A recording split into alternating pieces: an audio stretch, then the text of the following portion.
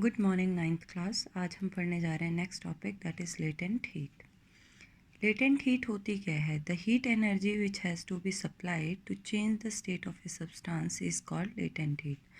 वो heat energy जो कहते हैं किसको सप्लाई की जाती है, किसी भी सब्सटेंस को सप्लाई की जाती है उसकी स्टेट को चेंज करने के लिए, उसको बोलते हैं latent heat. Latent heat does not raise the temperature. Latent heat कहते हैं टेम्परेचर रेज नहीं करती, but latent heat is always to be supply to change the state of a substance. The word latent means hidden. It is called latent heat because it is become hidden in the substance. ये hidden heat इसलिए बोलते हैं इसको क्योंकि ये substance में दिखाई नहीं देती, ये ओनली सब्सटेंस की स्टेट को क्या कर देती है, चेंज कर देती है। Let us see why latent heat does not cause any rise in temperature of the substance. कहते क्यों latent heat सब्सटेंस के टेम्परेचर को राइज नहीं करती है।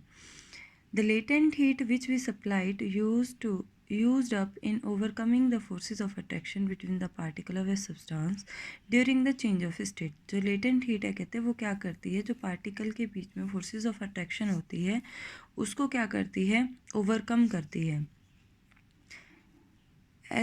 And since there is no increase in kinetic energy of the particles, the temperature of a substance does not rise during the change of state.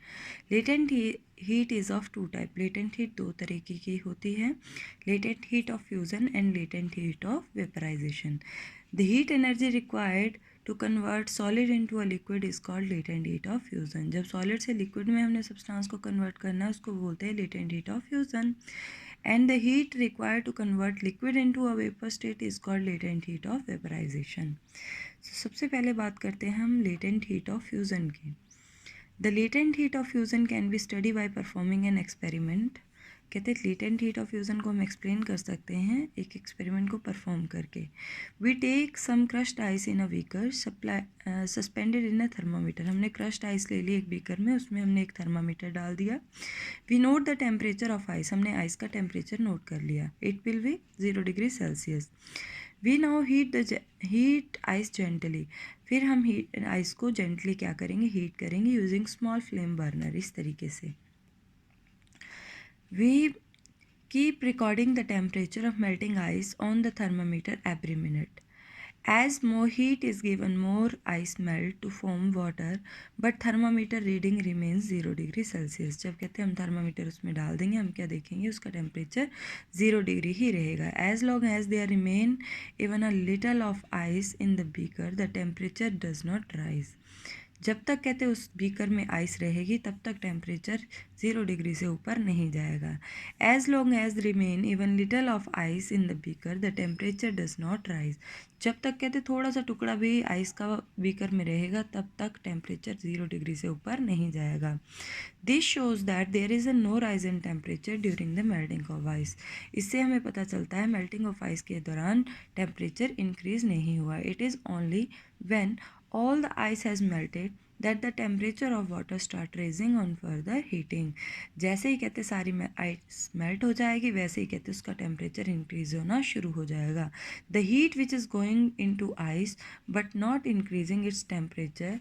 कहते जो heat ice में जा रही थी बट वो टेम्परेचर इंक्रीज नहीं कर रही थी, the required to change the state of ice from solid to liquid.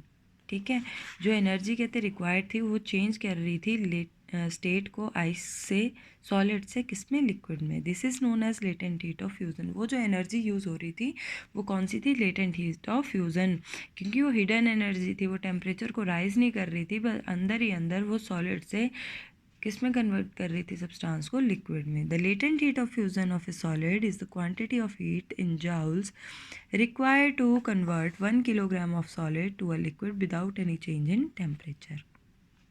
ठीक है, ये वो हीट एनर्जी है जो 1 किलोग्राम सॉलिड को लिक्विड से किस में, सॉलिड से किस में कन्वर्ट करती है, लिक्विड में, without any change in temperature. The latent heat of fusion of ice is 3.34 into 10⁵ joule पर किलोग्राम।